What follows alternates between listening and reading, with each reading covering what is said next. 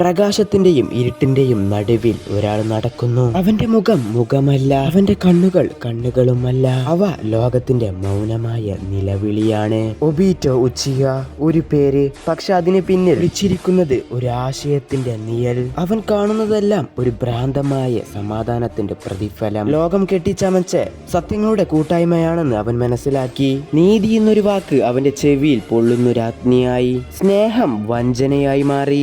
സമാധാനം യുദ്ധത്തിന്റെ മറ്റൊരു മുഖം. അവൻ ചോദിച്ചു, ഒരു യഥാർത്ഥ ലോകം ഉണ്ടാകുമോ? വേദനകളില്ലാത്ത, കണ്ണീരുകളില്ലാത്ത, നഷ്ടങ്ങളില്ലാത്തൊരു ലോകം. അവൻ കണ്ടെത്തിയ ഉത്തരം അത്രയും ഭയാനകമായിരുന്നു. ആ ലോകമുണ്ടാകാൻ ഈ ലോകം ഇല്ലാതാകണം. ഒബീറ്റോയുടെ കണ്ണുകൾ മാങ്കിക്കു ശരീങ്കാനായി തെളിഞ്ഞപ്പോൾ അവൻ മനുഷ്യനല്ലായിരുന്നു ഇനി. സ്വപ്നത്തിനായി യാഥാർത്ഥ്യത്തെ കത്തിച്ചവൻ. ഒരൊറ്റ ലക്ഷ്യം മാത്രം, I of the moon plan. ഒരു ഭ്രമം, എന്നാൽ അതിന്റെ പിന്നിൽ സത്യമായ ആഗ്രഹം. വേദന അവസാനിക്കട്ടെ. അവന്റെ ഓരോ ചുവടും ഓരോ യുദ്ധവും ഒരുവിധം ശൂന്യമായ പ്രത്യാശയായിരുന്നു. മിന്നൽ പോലെ പൊട്ടുന്ന ഷെരേങ്കാൻ, നരകത്തിന്റെ കണ്ണുകൾ പോലെ കത്തുന്ന റിനേങ്കാൻ. അവൻ നിശബ്ദയിൽ ശബ്ദമായി തീർന്നു.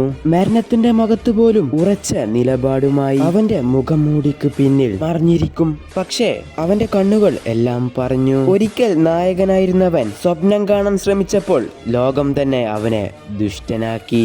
ഒബീറ്റോ ഉച്ചിഹ, അവന്റെ പേരിൽ ഭയമുണ്ടാകാം, പക്ഷെ അതിനൊപ്പം ദുഃഖവും കരുണയുമുണ്ട്. അവൻ തോറ്റുവെന്ന് ലോകം പറയുന്നു, പക്ഷെ ചില തോൽവികൾ തന്നെയാണ് സത്യമായ വിജയം. ഒരാൾ തന്റെ ആത്മാവിനെ ത്യജിച്ചു. ലോകം സ്വപ്നം കാണട്ടെ എന്ന് ആഗ്രഹിച്ചു. അതെ, അവൻ ഒബീറ്റോ ഉച്ചിഹ. മറക്കരുത്, ചിലപ്പോൾ ഇരുട്ടും ഒരു വെളിച്ചമാണ്. ഒരിക്കൽ ഒരു ബാലനുണ്ടായിരുന്നു, ഒബീറ്റോ ഉച്ചിഹ.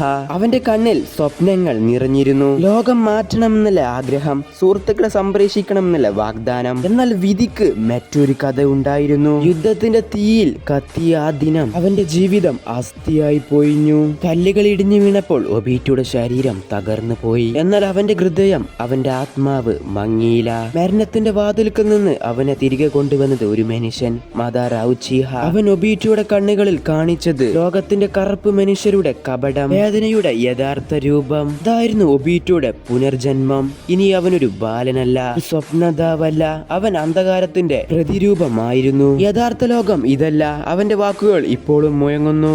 റിനിന്റെ മരണം, കക്കാഷിയുടെ വേദന, ആ എല്ലാം ചേർന്നു അവനെ രൂപപ്പെടുത്തിയ ഒരു ദുരന്തം. ഒബീറ്റോ ഇനി മനുഷ്യനല്ല, അവനൊരു വിശ്വാസമാണ്. വേദനയിലൂടെ സമാധാനം കണ്ടെത്താമെന്നുള്ള വിശ്വാസം. ലോകം അവനെ തകർത്തപ്പോൾ അവൻ ലോകത്തെ തകർക്കാൻ എണീച്ചു. ഒരു വീണ നെഞ്ച, ഒരു നഷ്ടപ്പെട്ട ആത്മാവ്. എന്നാൽ അവന്റെ കഥ ലോകം ഒരിക്കലും മറക്കില്ല. ഒബീറ്റോ ഉച്ചിഹ, ഒരാൾ ആരുടെയോ വേദന തന്നെ ഒരു വിപ്ലവമായി മാറി.